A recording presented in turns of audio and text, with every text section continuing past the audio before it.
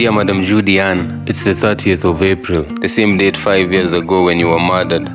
You're still in my heart.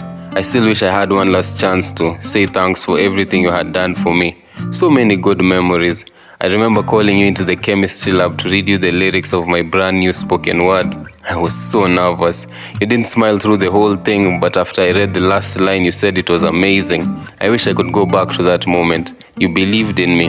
I can still see us in the staff room typing the lyrics, adding some things.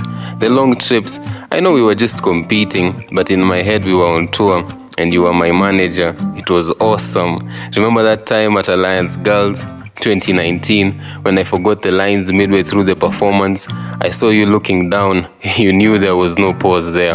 And then they came back and we won our first trophy, the best spoken word in the county. To me, it was our first Grammy. I'll win one day because of spoken word. I'm not really good at it now, still recording from the house, but I'll keep practicing. I remember you waving the trophy at me from up at the balcony. So happy. You showed me that the greatest prize is putting a smile on someone's face. I've not won any trophy since you left, but I hope one day I do get one, so I can replay that moment. But this time I'll be the one looking up, waving it at you. You are more of a mother. I remember you using your own cash to take my shirt to the dry cleaners. You always wanted me to look sharp. You took me shopping, bought me shoes and a trouser.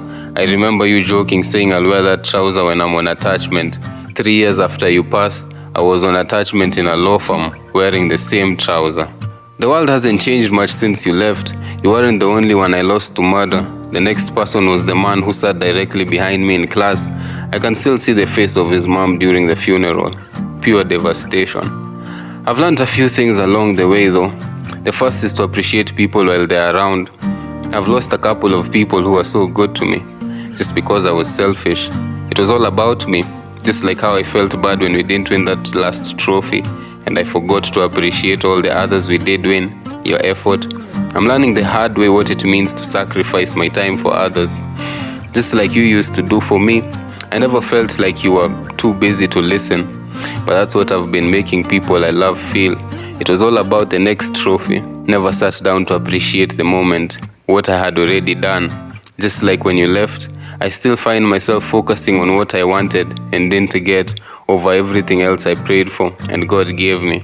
I wish I had a Job like David did to tell me that I hate those who love me and love those who hate me. 2 Samuel 19:6. David cried over the death of his son, failed to see the opportunity that was before him, everything else he had. But I'm working on myself. Although it's hard, wish you knew how many times I wanted to give up. But every time I do, I remember the last day I saw you. It was early in the morning. We were cold, hungry, worn out. We had lost for the first time ever, and it felt so bad. The only thing in my head was the image of your face when they read the results in Bungoma. You were so disappointed. I had let you down. I felt like a failure. But even after all that, I told you to listen to the last line of my next spoken word. Nothing can stop me. And you smiled, said you couldn't wait to hear the final piece. So just know I won't quit. Those words are in my mind constantly. I did finish that piece.